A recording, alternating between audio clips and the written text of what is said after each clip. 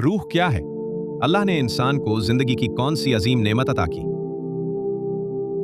कभी आपने सोचा है कि एक बेजान जिस्म में जिंदगी कहां से आती है? वो कौन सी हकीकत है जो इंसान को सिर्फ मिट्टी के जिस्म से बढ़कर एक जिंदा वजूद बनाती है? और क्या कभी आपको यह एहसास हुआ है कि मैं अल्लाह से बहुत दूर हो गया हूं, इतना दूर कि शायद अब वापसी का रास्ता ही नहीं?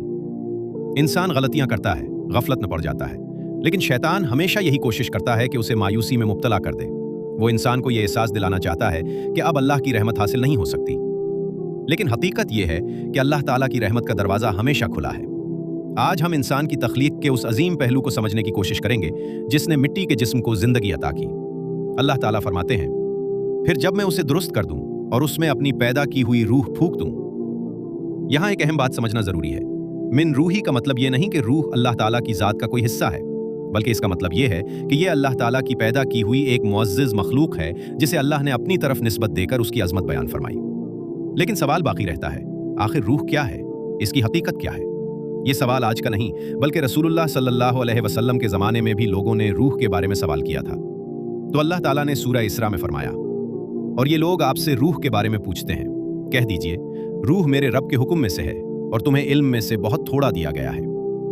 इस आयत से मालूम होता है कि रूह की मुकम्मल हकीकत इंसान के इल्म से बाहर है। हम रूह के असरात को महसूस करते हैं, हम जिंदगी को महसूस करते हैं, लेकिन रूह की असल हकीकत अल्लाह ताला ही बेहतर जानते हैं। इंसान का जिस्म मौजूद होता है, लेकिन जब अल्लाह के हुक्म से रूह जुदा हो जाती है तो वही जिस्म जिंदगी की हरकत से महरूम हो जाता है।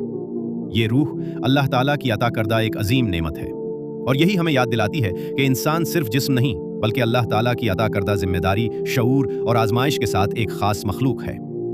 अगर कभी आपको लगे कि आप अल्लाह से दूर हो गए हैं, तो याद रखें, अल्लाह ताला अपने बंदों के लिए तौबा का रास्ता हमेशा खुला रखते हैं।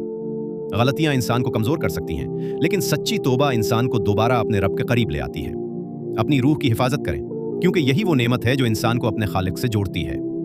अल्लाह ताला हमें अपने रब से मजबूत ताल्लुक रखने, सच्ची तौबा करने और अपनी रूह को पाक रखने की तौफीक अता फरमाए। आमीन।